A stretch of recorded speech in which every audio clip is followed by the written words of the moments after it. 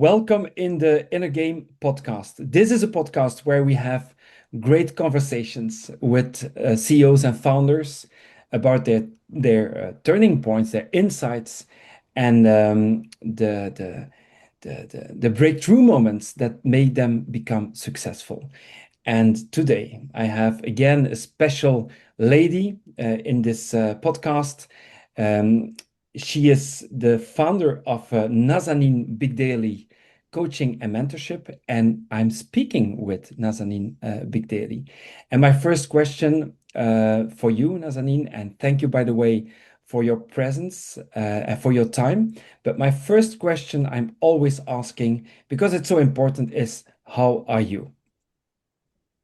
Well, to begin, Bart, I would love to thank you for inviting me on your podcast, and I'm really looking forward to our conversation.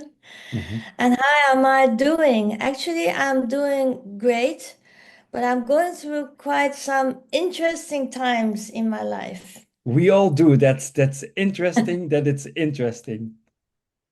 Yes. So I'm being invited to actually uh, change my whole life and like a transit to something completely new. And actually, new beginnings is a theme in my life. I've been through so many new beginnings in my life since my childhood. And I've Mm. also integrated that in my work, calling myself like a new beginnings coach. As every time I've gone through so many new beginnings, and I always knew to stand up again or, Mm. go through a different path. Mhm. So, and every day is actually a new beginning for everybody. Mhm. The only thing is we're not aware of that. But I've been going through some big changes in my life. I'm You told 58 me. now. I can't even count Are how many. are you How, 58? yes, I am. No. I was proud of my 50, but you are 58. Yes, I'm proud of it too. You should. You look like my age. No, Thank you so much. 45. Thank you. Really, 58. That's So, great. a new beginning is a big theme in my life, and at this moment I'm going to huge changes and new beginnings again. Mhm, mhm. Which is great. I'm Yes, it is. curious about knowing more about this. Um, Nazanin, I was really looking forward to this conversation as well, because we had like a small chat before, I think 2 weeks ago or something. So you said some interesting things, Nazanin coaching and mentorship. Um, let's talk about the leadership thing. Yeah. Yeah. What was leadership for you that it's not anymore the same vision or opinion that you're holding about it today? So what was it in the past? In the past, for me, leadership was, coming from a place of authority. Hmm. So I am the leader and everybody listens to me. It's my vision. So everybody needs to follow what I have to say, uh, and not really holding space for other people. Hmm.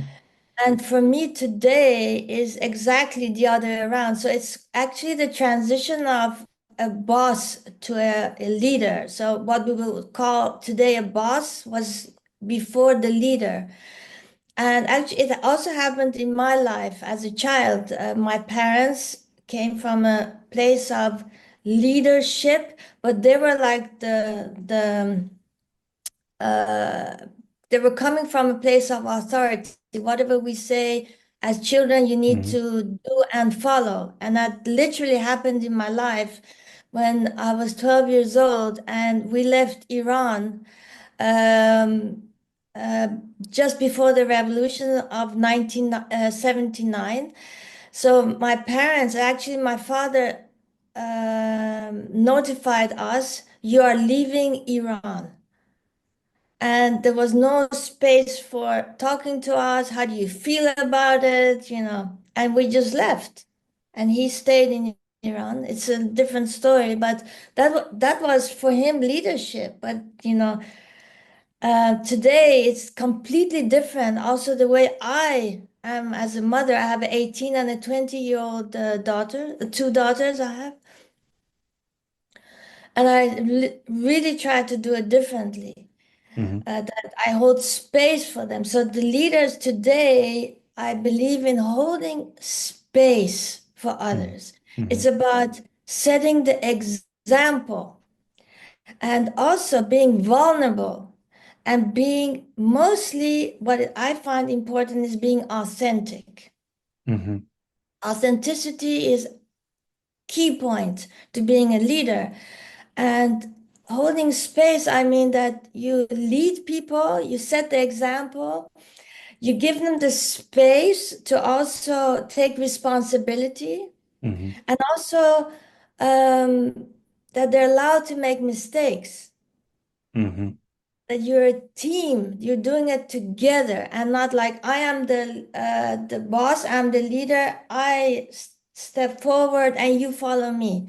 Hmm. So that's completely different. Hmm. Hmm. So that's the way I see it.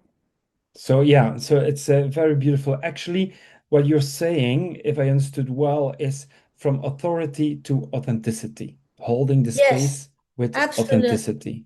Yes. Yeah. Authority to authenticity. Yes. Mhm.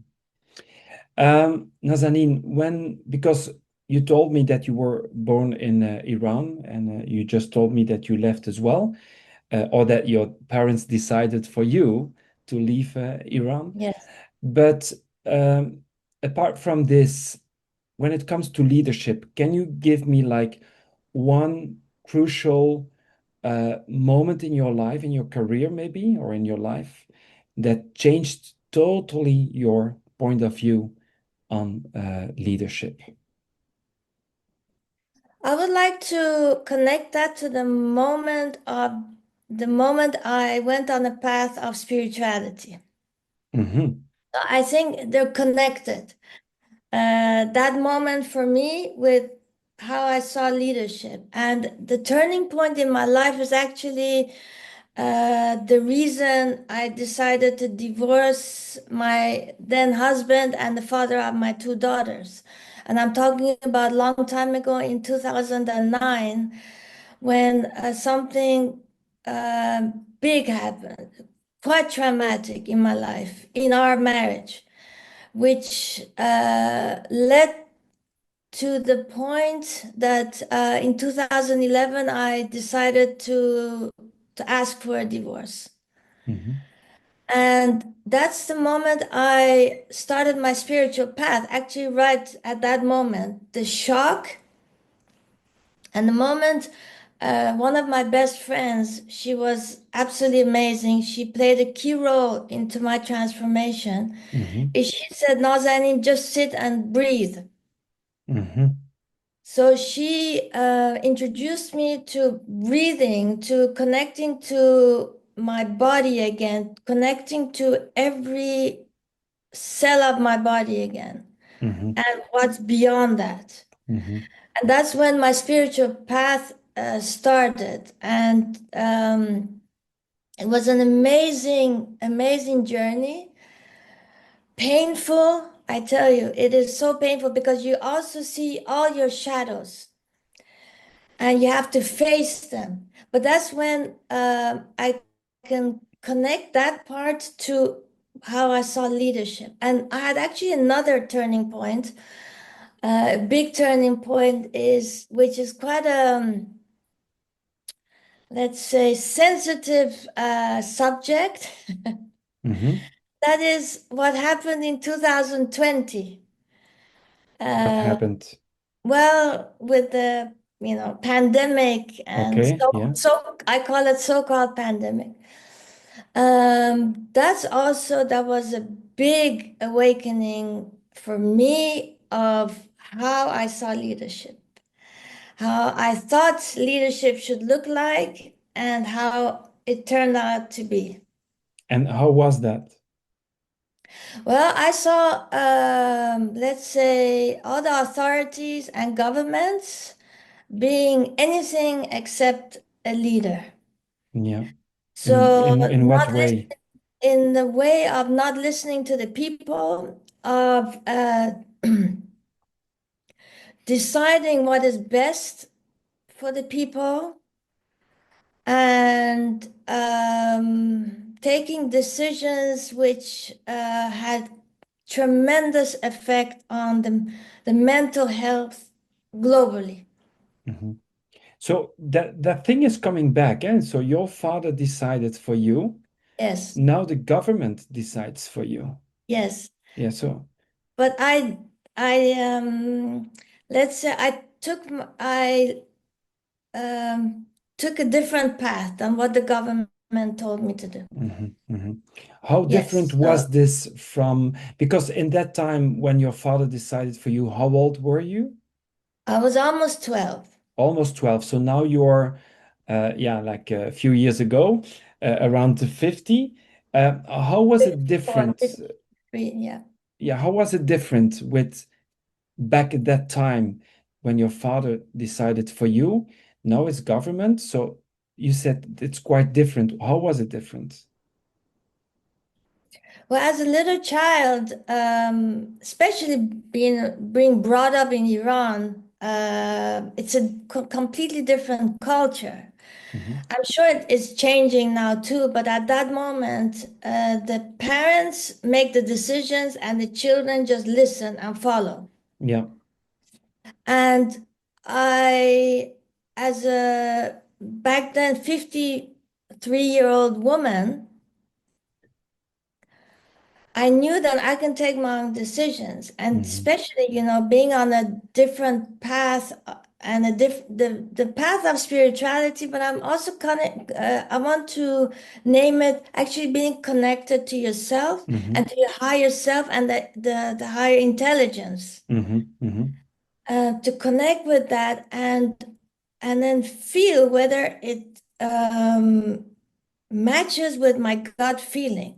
So, mhm, what is my gut feeling saying? mhm, What is my heart saying? Does it match? mhm, And when everything started, happening, I'm like, there's something which is not connecting with me. There's something not okay. mhm, So I went inside. I was looking for the answers actually inside. It was not like, I was listening to other people, but I said, is this true for me? Because, mhm, everybody has a different perspective also. mhm, mhm, So is it true for me? What is my gut feeling saying? Am I going to listen to what I'm supposed to do, or am I going to listen to myself and my gut feeling? mhm, mhm, Which, and being completely connected to that mhm, and follow through, which was at that moment very difficult, I tell mhm, you, mhm, because most people thought different. mhm, But I stood in my power mhm, and I said, this is the way, I cannot go other way, mhm, because then I will be like cheating on myself. mhm, mhm. Beautiful. I want to jump a little bit back on what you said Yes, about the breathing. So sit and breathe, your friend said. Yeah. yes, And so you discovered that whole world and everything beyond, you said. Can you yes, tell me a little bit more about what do you mean with, because breathing, everyone knows what breathing means. Not everybody is practicing, but the world beyond breathing. Tell me. yes. Our breath, actually, the moment we're born, we start breathing. Mhm, we breathe like sort of differently in the womb of our mother. So we mhm, come out and we start breathing. mhm, So breath is actually connected to birth and death. mhm, mhm, There's so much more about our breath which we're not aware of. mhm, And where does that come from? It mhm, comes from the trees, it comes from the ocean, it comes from the sun, it comes from um, nature, it comes from beyond, mhm, it comes from the universe. mhm, So when we start breathing, we actually bring in the universe inside. Birth inside you again. Yeah, like the birth and death is the whole time birth and death, and also bringing in the universe, the universal energy inside our bodies. So it's Mhm, about being so aware of that and not like, oh, I'm just breathing, mhm, mhm, which most people do. mhm, When I'm coaching, the first session is always connecting them to breath. mhm, mhm, And so when we're connected to that part, that energy, then, with little steps, our awakening starts. Like, mhm, oh, we're not just this body. mhm, We're much beyond that. mhm, We are a soul which came into this body, mhm, and we're having an experience at this moment in time on planet Earth. mhm, So the breath, actually connecting to the breath is the first step to that. mhm. That's how I see it. It's really two beautiful points that you lightened up here. Um, I can see the pattern that comes back, so I start to understand better already a little bit how you function in your coaching and mentoring business. But the last thing that I would like to know, um, how are you dealing with building your business? How are you dealing with pressure, stress, ups, downs, and so on in terms of routines, in terms of daily catching up? How are you doing it? How are you keeping yourself up in that higher energy, the vibration, and so on and so on? I'm not going to ask what are your secrets, but what are your routines? What are you doing? Then one of the most important things which I have realized is that we need to hold space for everything we feel. Hmm. So where I'm going is how do I keep the vibration? It's not about all the time being here, Hmm. and also acknowledging and feeling the moments we're here. Hmm. Hmm. And from here we can go up again. Hmm. And my challenge has been actually the balance of being a mother, a divorced mother actually. I don't like calling that, but being a mother and a father at the same time, and also building a business. Because Hmm. the moment the children are with me, I've been divorced quite some years now. The children were very small. Is I was fully into them Hmm. and their well-being. I always put them here as number one. Hmm. And my challenge was, how do I also build a business while I'm always, um, focused on my children? Hmm. Which I think many people have this challenge, especially mothers, maybe more than fathers. It's difficult, I don't want to speak for all the dads, but mostly. Hmm. So, and how have you done it then? How have you found that balance? By Uh, holding the space for the lows and the ups? by holding the space for the lows and the ups, and setting priorities for myself. What is at this moment the most important thing in my life? And for my children, and for my in my life were my children, because I put them as number one and their well-being.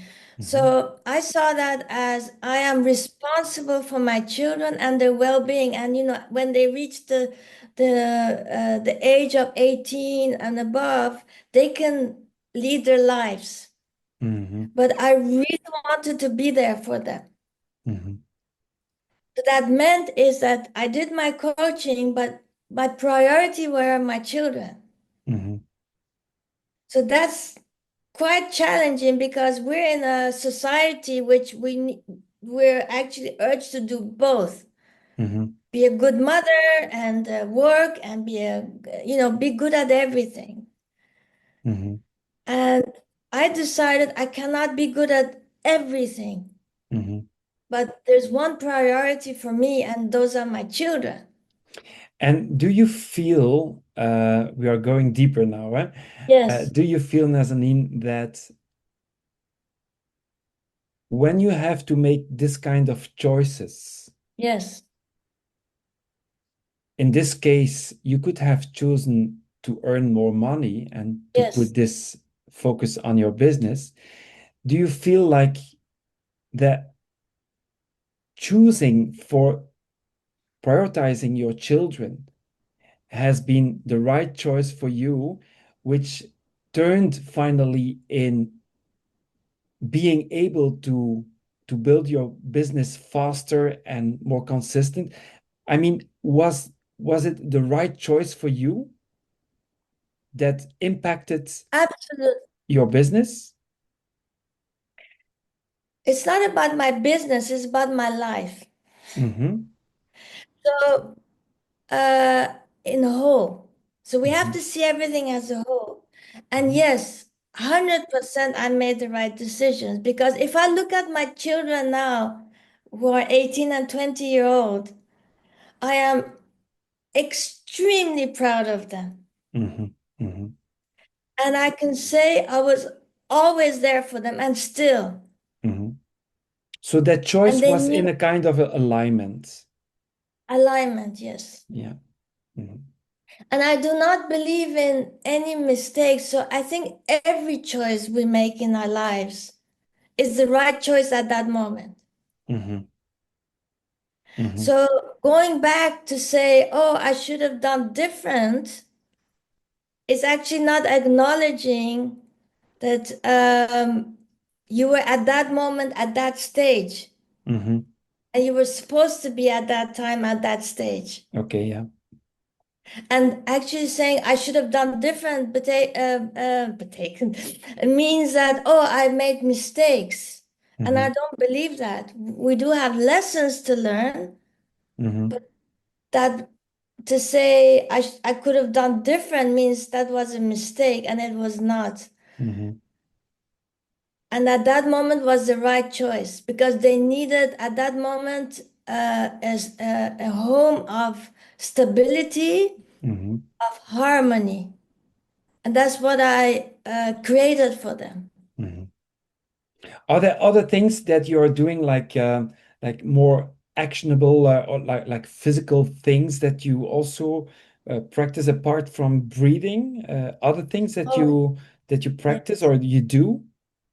Yes, I go for a walk quite often. I love walking. We Mm-hmm. also have a dog, so I walk the dog. But beside that, I love walking in the nature.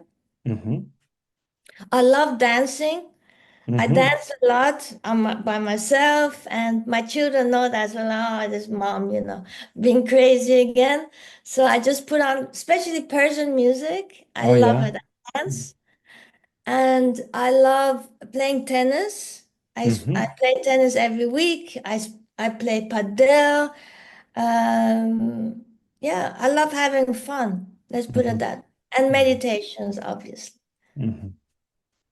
Beautiful. I have very nice takeaways here from authority to authenticity. Sit and breathe and everything beyond the breath. And then not listening and deciding for you by the government and so on. And finally having fun, in very broad actually. Yeah? So holding the space, acknowledging the lower, the higher, ups and downs. Very beautiful. I want to thank you, Nazanin, for this podcast, and for the listeners, the those who watch the podcast. Keep on challenging yourself. Keep on digging deeper, looking inside yourself, and there are no mistakes, like Nazanin said. So thank you so much for your time, your presence, your love, and your energy here. Thank you so much, Bart. It was a pleasure.